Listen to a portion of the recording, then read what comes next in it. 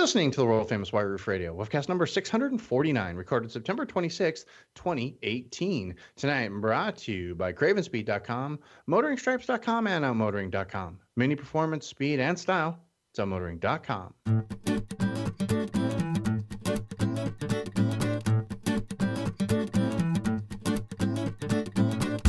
Hey everybody, it's Stevie in Arizona with a brand new episode of the world famous White Roof Radio. This is number 649. 649th time we have met underneath the white roof on the ones and twos tonight. My good pal, Mr. Todd Pearson from motoringstripes.com. Todd, say hi. I have the con. That's right. And then, of course, the good Reverend joining us this evening as well, as I cough. Didn't mean to choke you. DetroitTune.com, the hot new DetroitTune.com, Mr. Chad Miller. Say hi, Chad. Hello, and Don, please don't die, because while I can do funerals and weddings, I would not like to do your funeral tonight. All right, fair enough. Chad, you do not have to do my funeral, at least not tonight. Is that a deal? Thank you. Perfect. You could do funerals as an ordained minister? That's allowed? Yeah, there's like two other things too, but I don't really want to touch small boys and their penises and stuff like that. So. Oh, I limited it to weddings. Oh, no brisses. I didn't know you could do that too. Oh, that's now I don't know what to think. Well, we don't do those things, so that's all I'm saying. We don't advertise that. You know what? I leave that for the professionals. You know what I think? I'm yeah. sorry, Chad even mentioned is what I think. Yeah, because now that's gonna creep me out and cause nightmares. And to the White Roof Radio audience, I apologize for that as well to you, or something. Okay. Anyhow, we're gonna talk about Mini Coopers tonight, I believe. Yeah. That's the goal. If you are on Black Roof Radio, I'm gonna go ahead and apologize now for Gabe, who we let on the call at the last minute. But we got really good with the beeping. Oh, good grief, we did. I need like a drop button here at my desk. The title of the Black Roof Radio is 7-second delay. 7 seconds? Yeah, Gabe needs like a 20-second delay. You kidding me? That would be great. Boy, that's working on delayed tonight. It's always rough. Delay. Always rough. But we got some good information. We once again realized, and somebody posted about this over on the Twitter. Replied to us about how CarPlay, that we were wrong about CarPlay being that's actually good, and just to reiterate, and that was at James C. Power tweeted us, and James, just so you know, and I posted this back. It's just Gabe. It's just Gabe that hates CarPlay, and it's not that he hates Mini's CarPlay or BMW's CarPlay or anybody's CarPlay in particular. He just hates CarPlay in general. He's not happy with what it does because I guess he can't look at Instagram by talking to Siri or something. Who knows? So he doesn't like CarPlay in general. So that's all Gabe. I think CarPlay is pretty rad.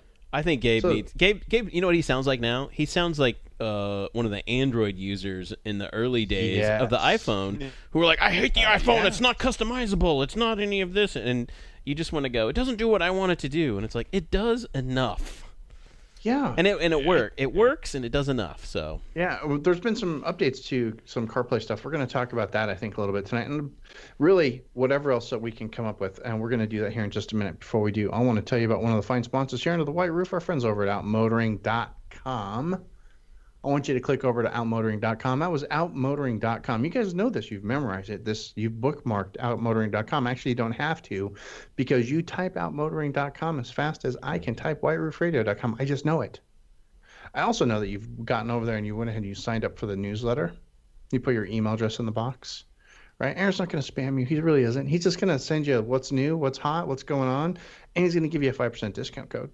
That's pretty rad. You're also going to make sure you're following outmotoring.com on all the social medias, Twitter, Instagram, Facebook. He does some really funny things. All the funny mini memes, Aaron posts those all the time, and they're hilarious. You need to go check them out. That's at outmotoring.com everywhere, and then just search outmotoring.com or outmotoring on Facebook if you're not following them already, because it's really good stuff. And the occasional deal and new stuff. It's kind of cool to get. And then when you click over to outmotoring.com, you're going to see you can sign up. You can get points. Right? Super cool. Everybody likes getting points. That's why you use a little card at the grocery store, or you use the Dunkin' Donuts app, so you get free coffee. Like every 10th one, you get a free one. Yeah, do points over at outmotoring.com as well. He's going to make sure that when you buy parts, you're going to get parts for the right car. Make sure you know which model you're looking at. If you're a Mini Club or some kind of a mini thing going on, and you're looking for some kind of support, either swag or like raffle prizes, Aaron's going to hook you up. All you got to do is ask. Free shipping. Spend more than $195. 100% happiness guarantee, and a hitch for your Mini. All good stuff. All of that available over at outmotoring.com. I want you to go over there and check it out. Please don't forget, they are your parts desk in the cloud.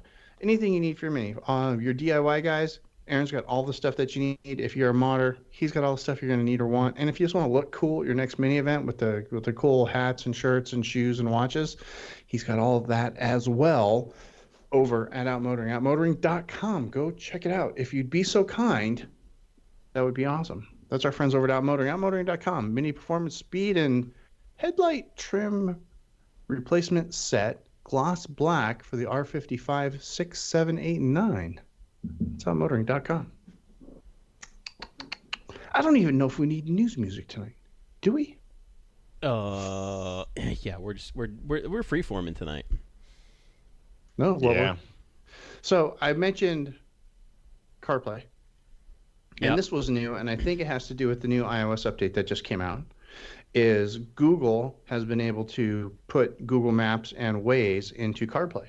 Yes. So now in your CarPlay car, in your CarPlay enabled vehicle, you are not stuck with using Apple Maps. However, I haven't played with it myself, so I don't know. Maybe one of you guys have, and you could chime in the comments at warriorradio.com.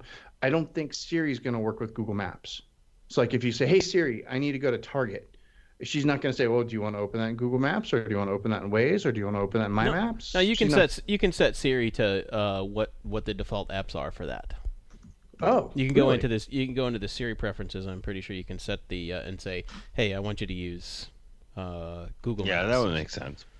Yeah, it's just there's so many preferences you can go in and set that to. You can say, I want to use this app when I ask you this question, refer to this app. And if it's, now, not all apps are compatible with that, but it is a pretty cool feature that you kind of have to, deep dive into your settings on your iPhone, your iOS device. Either one. It works on an iPad or. Oh, see, I didn't know that. Yeah. But yeah, so that's a new thing with CarPlay, because one of my biggest problems with CarPlay is you're stuck with Apple Maps, and I'm less than a huge fan of Apple Maps. They're okay. I would use Apple Maps over Waze. And hey, if you want to act like it's 2014 again, you can use Waze. Right. Well, it was actually funny tonight. We were on the way to the airport tonight, and again, rush hour traffic, trying to figure out the best ways. And I got Waze going in one computer phone, and my girlfriend's got Google Maps going on the other thing. And I was like, you know what? Let's go with your Google Maps because it's got a little bit better way. It's showing us a little bit better things. And she goes, "Oh, I'll hook up to my car," and boom, there we go. It's a 2017 Volkswagen GLI.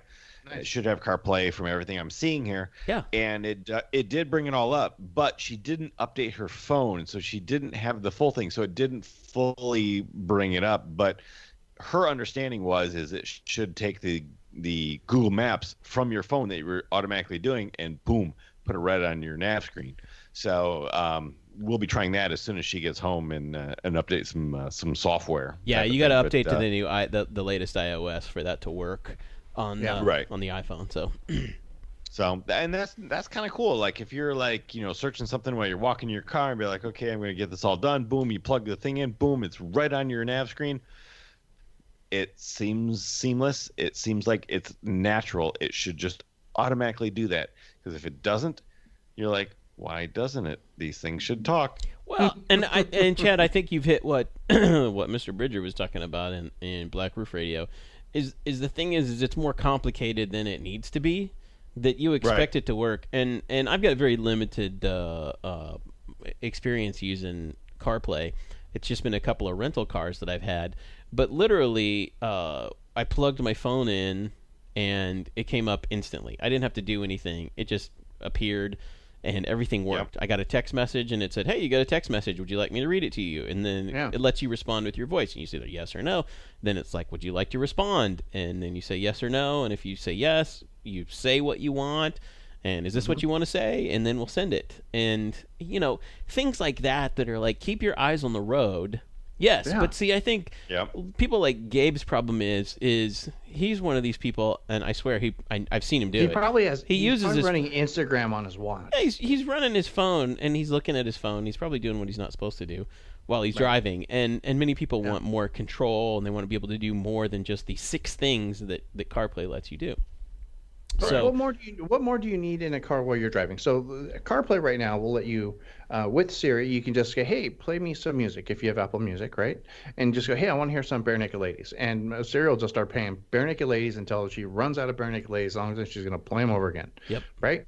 Say, hey, Siri, I need to go to the grocery store. Well, here, I found 5 grocery stores nearby. Which one do you want to go to? You touch the screen, you go to the one you want to go to. Hey, I'm hungry. Well, here's some restaurants that are nearby. You touch one, there you go.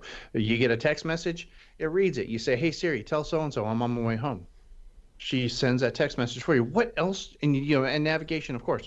What else do you need from your phone while you're behind the wheel of a car? Well, and I think some power users like Gabe is like, well, I don't text anymore. I use Slack for everything, which is probably true for a lot of people.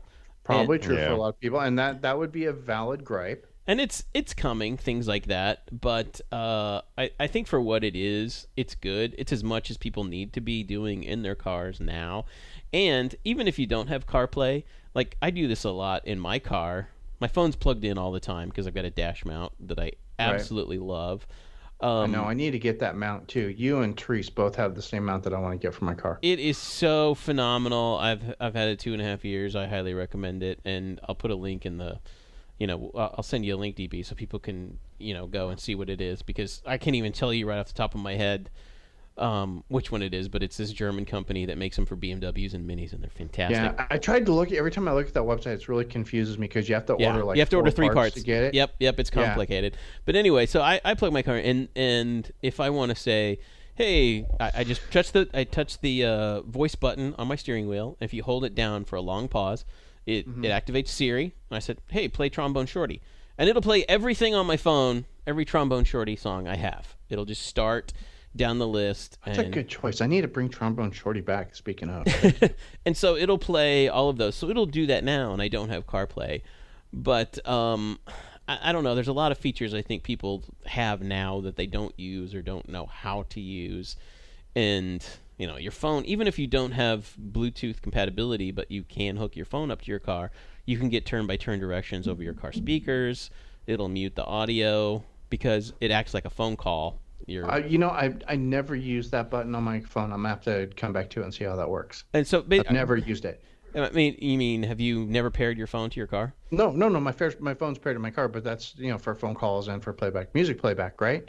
But I've never actually hit the voice button on my steering wheel. Oh, you've never enacted Siri. If you do a long hold, I usually, when I'm in my car, I just go, hey, dingus, and she lights right up. Yeah, and that's the thing is you can probably it's faster to enact on the phone if you just say hey Siri or Oh, I just say hey dingus, and she comes with. Takes a second because that response comes through the phone audio in my car. It doesn't come through the music playback. Yeah.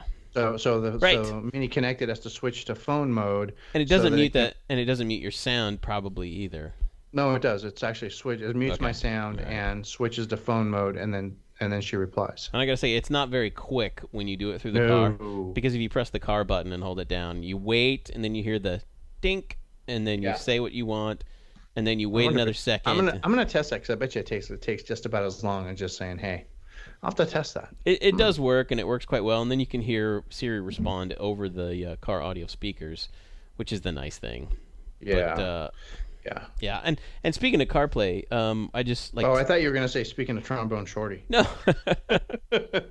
Speaking of CarPlay, today another British set of companies, Jaguar Land Rover, announced that they were bringing CarPlay to all their 2019 models, and they were making it retroactive to the most recent models. I don't know how far back. Good for them. I don't know how far back they're going, but if you've got the upgraded nav system in one of their cars, you'll be able to retrofit CarPlay. Now it's probably going to be a charge. You'll have to go to the dealer and pay $280 or something like that.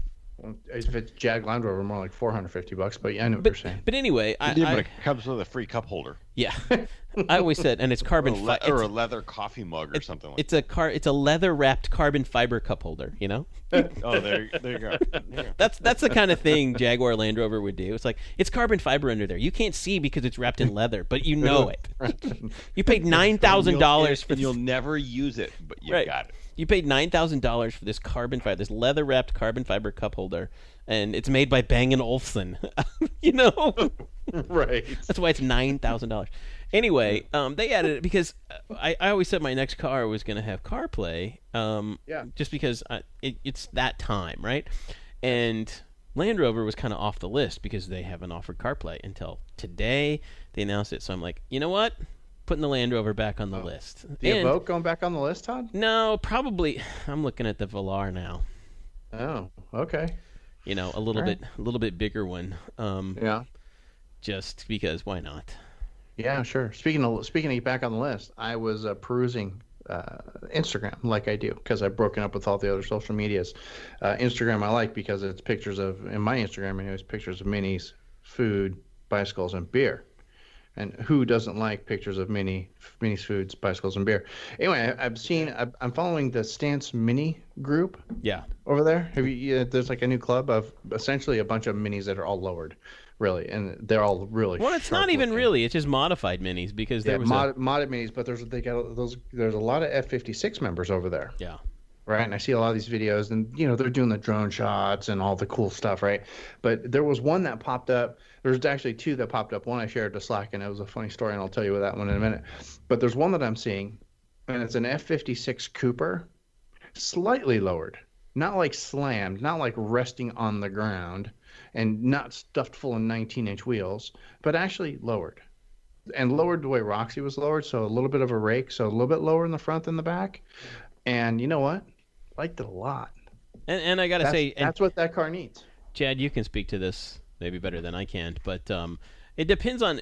In general, when you lower a car, you're gonna drop three. It's like, oh, I'm gonna put springs on it or whatever. You're generally gonna drop between 3/4 of an inch and an inch.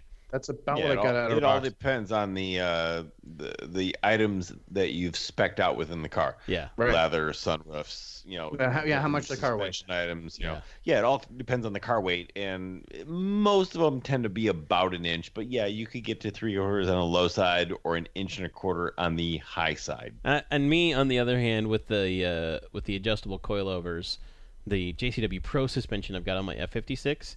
I measured it in comparison to a stock JCW, and my car is a full 2 inches. It's like an inch and seven. Wow. It's an inch and 7/8 lower than factory, and it's not a terrible ride. And I'm not just riding on springs. I've still got struts there that are functioning. So it's amazing to me, and I've seen other people do it, and I try and do it, and it's just not good. And I don't know how I got so lucky that mine, got to this point, and it's perfect. My car's perfectly level. It's the same ride height in front and back, and I love the way it drives. It's rough. It's a little rough, but as far as lowering goes, DB, most people are like, oh, I want the thing slammed, but then they buy springs, and it only goes down. That messes up the ride quality. Yeah, it makes it really rough. Makes it really rough, and also it sucks for speed bumps and just general driving. Yeah. Just a little low, like I did with Roxy, right? Just a little low, and maybe a rear sway bar. And I don't recommend, like Chad has said for years, unless you're going to do a lot of track time, I don't recommend an adjustable coilover suspension because seriously, what's the point on the street? That's just a lot of money. Yeah, it is. Yeah, and just to say that you have coilover suspension, unless you're going to do track time. And part of that is and even if you're doing track. Yeah, but part of that is also me here in Detroit. Yeah. Potholes central. You were talking about speed bumps. We have speed bumps every 30 feet on every single freeway, and you're doing 70 miles an hour. Right. Well, and you have giant holes. Everyone's like, "Oh my God, Las Vegas, Arizona roads are horrible." No, they're not. No, they're not. No. Arizona roads are brilliant. They are beautiful, and you should lower your cars as low as they can get and put total static stance and just pimp that ride. Well, and that's what Detroit. No, don't do that. Leave it stock. Good grief. That's the other thing. It's for the F-56 for the JCW Pro suspension, which are adjustable coilovers, you're going to end up dropping between $2,000 and $3,000 for the whole setup. Oh, yeah. It's pretty expensive. But like you said, in Chad, I live in Kansas City where my taxes are ridiculously high, my property taxes. But you know what they do with that money? They pave the streets and they fill the potholes. You know what? I'll pay way more taxes if my roads are smooth. Yeah. I'll do it every day, all day, every day, twice a day. It's glorious. Yeah, I'm not kidding. On Sundays. I'm not kidding you. We called it in the city I live in. Somebody in my neighborhood called because there was a pothole on the corner, and literally, I'm in a neighborhood that doesn't get a lot of traffic. I live on a cul-de-sac, and so the only people who go up and down the street are idiots who think it goes through, or people who live here. The mailman. Right? And so the mailman. There's a pothole. I shit you not. They called the next day. There was a crew of no fewer than 10 guys working on this one pothole for, I swear to you, 3 days. And it was like glass when they were done. Dude, that's awesome. That's your tax dollars. I'm moving till the next up. Then I'll run static. That's your tax dollars at work, right? Anyway, there. So I wanted. This wasn't about us talking about crappy roads and where we live. This is about me getting excited about minis again. So the F56 Cooper, not an S, because I've also come to the realization that I think I'm a Cooper guy. And you know what, DB, you can. And there's nothing wrong with that. No, nothing wrong with that. You can also put I'm back on the Dynasport bandwagon. I think they fixed their. No, I don't want to go crazy. If I got an F56, so let's say again F56 Cooper, I find one that's a manual transmission and has the screen and no sunroof, and I'm gonna want to do what I did with Roxy. I'm gonna want to put HK springs on or something similar, whatever the new hot springs are. Maybe put a HK bar in the back just to kind of stiffen things up a little bit. And you should be able to get some lift off oversteer happening around corners like I like. And done. Yeah. That's the car I think I want. I don't know. And it sounds good. What I like most about the F56 Cooper, DB, I'm getting 45 miles a gallon. The sound of that 3-cylinder engine sounds way meaner than it should. Yeah. It sounds that does sound pretty badass. Meaner than it should. Maybe even go crazy and do exhaust. I don't know. But I got a year on my car right now on the Roadster. I'm not looking forward to getting rid of him anytime soon. I'm digging that car. But I got at least a year left on that before I get the loan paid down enough before I can think about buying another car, and then we'll go from there. DB, I bet you can find a low mileage F56 Cooper less than $15,000. Oh, that's not a problem. The problem was finding one with a manual transmission. Yeah. Well, we traded one in about 2 years ago. Well, without driving. And it had nav. It was loaded. Yours was a 2014. I don't want a 2014 either. Yeah, it was I want a 15, 16, or 17. I will not get a 14. That's the only one I don't want. Yeah. Why would that be different? I'd get the one that the person didn't take back to the dealer to get everything fixed. Yeah, the initial build quality on those, Chad, was not good. Yeah, really? That's the one that had all the problems that they corrected immediately at the factory. And in my mind, they're all kind of the same. Well, they all do look the same. Well, no, the build quality issues. The thing about 14 was in the U.S., it was the shortest model year ever for minis because they were on sale from late February, early March until May 1st. Yeah, until right around. Do you guys think there's a major difference? Do you think there's a major difference between 2003s and 2004s? Yes. Or 5s even? Yes. Yeah. Really? Major difference between all three from each one of those model years. Huge, especially on the S. 2002 and 2003, they changed the suspension in late 03 to make it softer and more compliant. If you had a 2002 and they had all the software issues sorted out, and they had all the leather component issues sorted out. Remember the stutter? Remember the stutter that we used to get in the manual transmission cars? It's like a bucking Bronco, and it's not the way you're driving. I got that in my Cooper. I'm not kidding. I've said this before, but that car was in the shop 6 times just for software updates. Yeah, they had some software issues, but they got those sorted out. But there's huge issues, Chad. You haven't. I mean, even you should know that you've seen in the shop. You get somebody calls. You got this problem with the 2003 Cooper S. That somebody with the 2004 is not going to have that problem. Then you get into the 2005 and you get the splitting of the coolant reservoir and all manner of things. Yeah, all of the reservoir is split, but I didn't see any difference in any of those cars at all.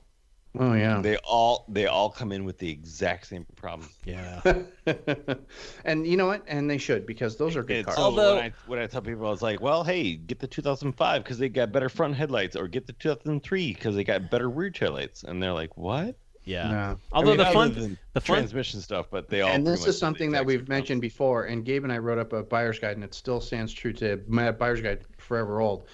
Just search motoring file for a buyer's guide. And if you are one that's looking to get a first generation Mini R50 or R53, you definitely want to get a 2006. 2005 is okay, but if you're actively looking, look for an 06. Although, can I say, I saw this, and it was on one of the social media posts that somebody was complaining.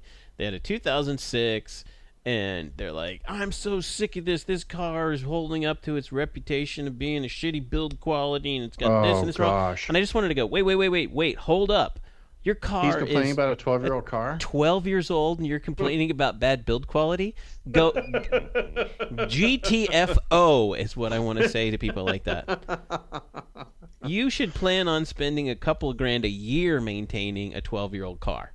Yeah, unless you find that unicorn that's got like 30,000 miles. And they're out there. They're out there, but Chad, that's what your business is based on, is maintaining, 10, 12-year-old cars, which need it. The stuff wears out. Yeah, a guy called me today for a used bumper for a R53 because he went through some deep water. Okay, no big deal. Okay, all right. What color is your car? Black-eyed purple. Oh. Purple haze. I'm like, yeah, you're not gonna find one of those used, dude. Like, no. It's not gonna happen. Nope. I'm sorry. Find a blue and get it painted. I don't care. I don't mean to laugh. I'm sorry, but it's just not gonna happen. Talk about a unicorn. Right, exactly. That's kind of where we come up, and we find those cars. Like I've got a really nice Cooper in the shop right now. It's clean. There's no rust. Yes, it's the CVT, but it totally works. No problem. Is it silk green? Is it silk green? No, it's pepper white. Yeah. Oh. But it's got a weird battery draw issue, so we have to find it, and we've worked and worked and worked. We can't find this battery draw. We have no idea where it's at. It's the weirdest of weirdest things, but the car's just not worth anything at all now.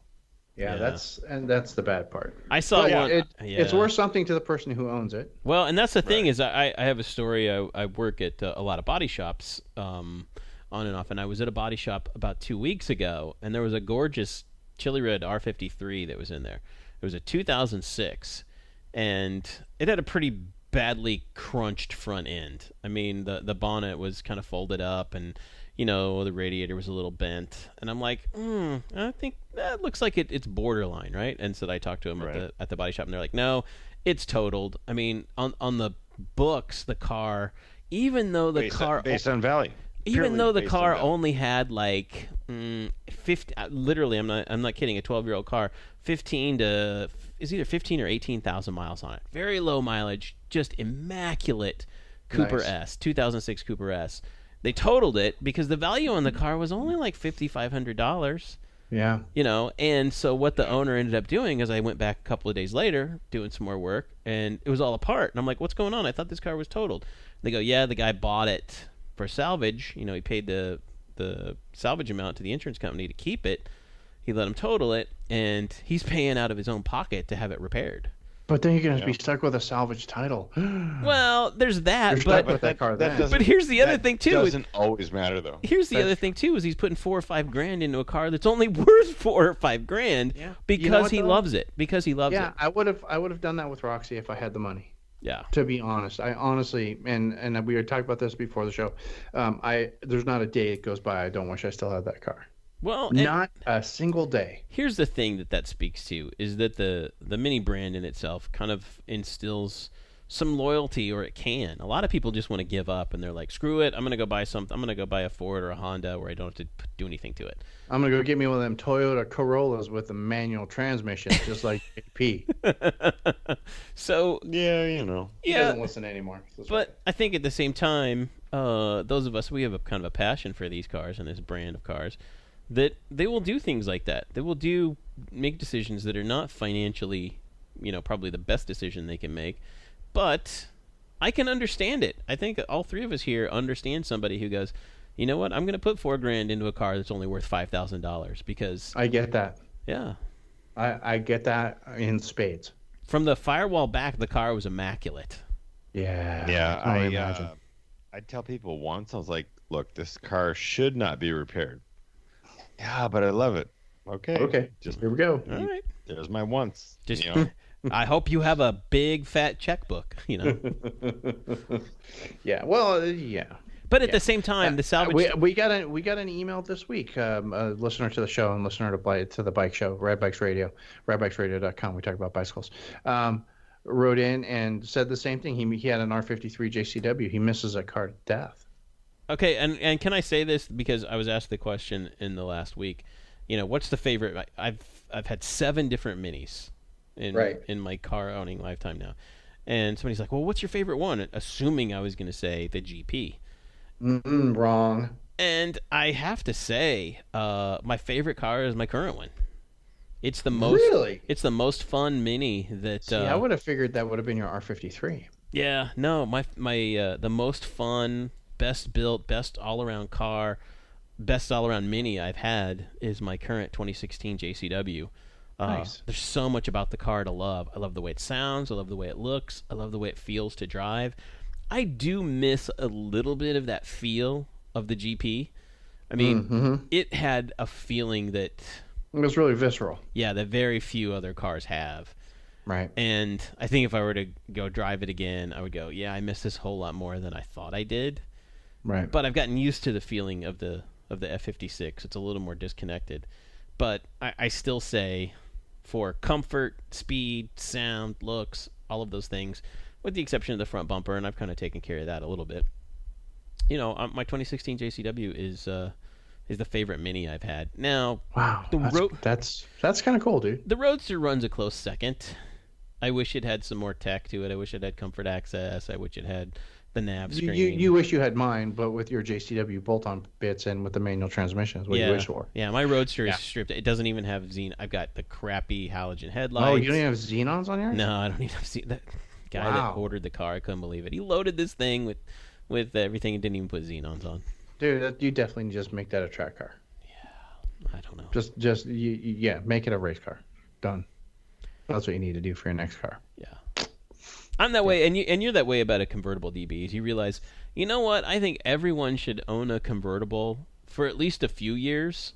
This is the second one I've ever owned, by the way. Yeah. My first was a '67 Austin Healey Mark IV Sprite. There you go. And I think everybody should own a convertible for a couple of years. It's great, but I think in general you're like, all right, there's a handful of days a year where you're like, this is perfect. This is why I have a convertible. Well, Arizona, it's more than a handful, but I know what you're saying. Yeah, it's not the entire year. Well, and I mean, the amount of time you spend driving is probably not that much to where you really enjoy it. Right now, I'm in the season 5 hours a day, 5 hours a week. Every morning on my drive to work, I'm back in top down weather in the morning. Yeah, I mean, I love it. I left for work today. It was 77 degrees. If we could, we've been in the 70s for a couple of weeks. I had to wear long sleeves on my bike ride this morning. It was 72 degrees this morning on my bike ride at 6:30. You're ridiculous. It's been in the 40s and 50s here already. Yeah, I was gonna say we had 49 degrees this morning, and DB's complaining about 72, and he's got. I'm not complaining, dude. Did you hear me complain? Yeah, you said, "Ooh, I got to get out the jacket." That wasn't a complaint. I got to get out the jacket. That wasn't a complaint. That came out wrong. If it sounded like a complaint, because it was not a complaint. It was awesome. 72 in the morning, 102 degrees during the day, dude. This is my weather. This is perfect. But hey, if you live in Phoenix, it's a great kind of city to have. Well, for 5-6 months out of the year. The other 6 months out of the year, where 8 months. 8 months out of the year, you get mornings. Anytime before 11 o'clock, you can put the top down. Yeah. Because my rule is up to 94, and you're good to usually 10 o'clock in the morning. Just got to get an early start, and then top up, and it's like, meh, top up, boring, lame. But then after that, and once it cools down, even nighttime, if it's less than 105, I'll put the top down. Oh, yeah. You have no humidity. You get blasted, but it's just like, I don't care. I'll turn the music up louder. I won't care. Right? Yeah. Well, and it worked out because this week, this is what I need to do tonight. Because I'm doing a re-listen on Portishead's Dummy album. I need to do that at night with top down. It's a little warm. Oh, that could be perfect. See, and that's why at some point everybody needs to own a convertible so you can enjoy things like that. But for the most part, it's not the most practical. It's not the most practical every day. No, and it doesn't help that mine's a 2-seater, right? Yeah. Right. And you know, the ladies don't always want to ride in it because they don't want to deal with their hair.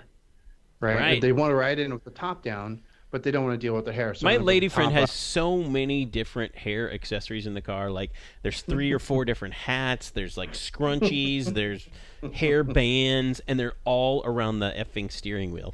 Or not the steering wheel. They're all around the shift knob. Shifter. They're all around the shift knob. Yeah. Looks like a woman's car. Yeah. Yeah, but you should definitely own a Roadster or a convertible. Even a convertible, you'd be well served with that. And the Roadster, though, that's the car you want. And I'm going to try to make sure this one goes to a good home. Yeah, they're getting harder and harder to find. I mean, I hope Mini. One's in good nick anyway. I hope somehow Mini figures out a way to bring it or something like the Superleggera to market. Even though it's a losing monetary thing. It did not sell well at all. Yeah, and I kind of think Mini was ahead of its time, because if they brought the Roadster out today, they would sell the shit out of those cars. Yeah, because nobody's selling anything like it, right? So everybody's like, oh, look, it's the Roadster. And every review you read, it's just like, well, which car's better, the Roadster? If you look at a same year Miata, everybody's going to say, well, yeah, you want the Roadster for sure. Well, because you usually had like four choices. You got the Miata or the MX-5 or whatever they're calling it now. You had a Beetle convertible option, which is no longer on the table. Oh, that's right. You had an Audi TT. Oh, Still a little spendy, but a cute, fun car. Yeah. And then you had the Roadster. You got a Mini Cooper convertible, and you've still got a Mini Cooper convertible option, which is a great car, by the way. Yeah. It really is, but you don't get the 2-seat option anymore because Mini doesn't make 2-seat car anymore because that was the Roadster and the Coupe. Yeah. But the Roadster, man, does the car to have. If you can acquire one, I highly recommend it. Yeah. If you have the means. It's a fantastic. As Ferris would say. Somebody just traded in a chili red Cooper one here at the dealer. Dude, really? Yeah. Is it manual? I don't know. Because it's got to be a manual because that car's so heavy. Yeah. You got to be able to just wind it out. Right, which I can't do with that automatic. I don't want to talk about the automatic. I like my car mostly. Oh, and then going all the way back to the lowered F56, I actually shared a picture in Slack, and I don't know why there's this mint green Mini on Instagram, and it's Miss Minty Green. Literally, that's the username. It's Miss Minty Mini. Sorry, Minty Mini. MINTIMINI. You should go look this one up. And I'm going, wow, there's something about this car I really, really like it. It's a wrap, or it's a custom paint job. It's got a GP wing. It's slammed to the ground. It's got all kinds of body kit parts. And I couldn't figure out what it was. And Todd and Chad look at it and me and go, dude, it's an R50. And I go, oh, there you go. Of course you like That's why I like that one. It's a good looking car though.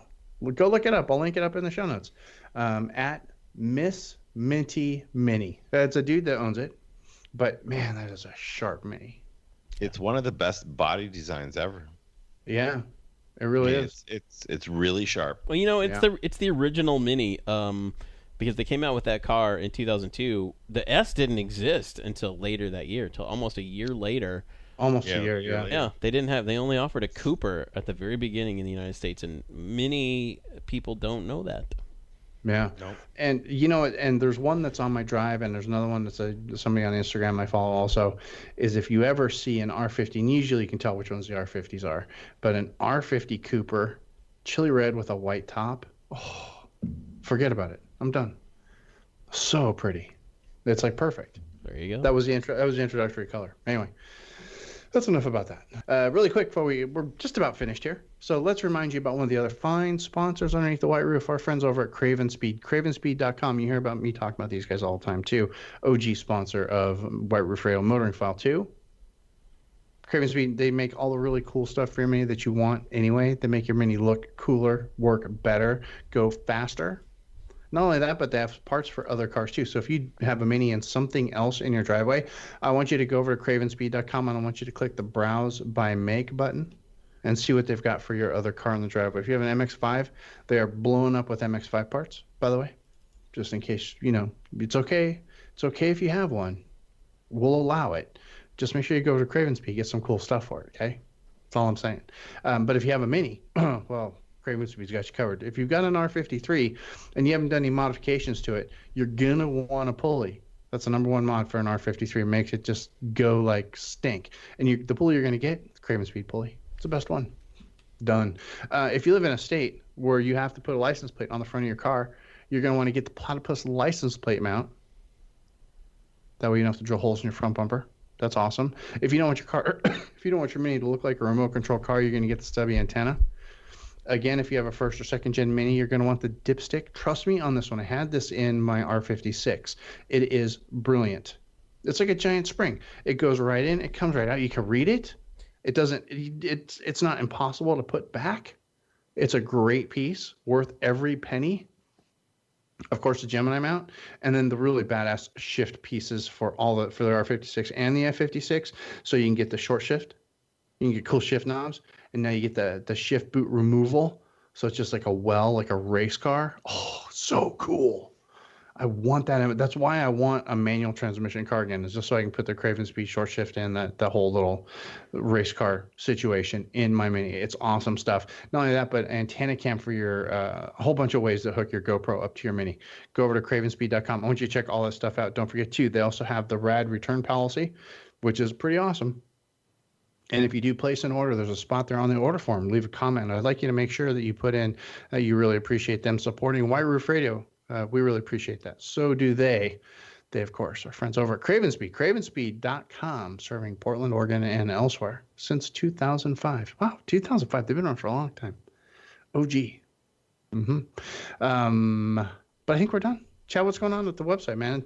If you guys haven't looked yet, Detroit Tune new website, DetroitTune.com, DetroitTune.com. The new website is super duper awesome. It's very clean, very crisp, very searchable, very. It's like a nice dry cider. We added PayPal. Oh, right.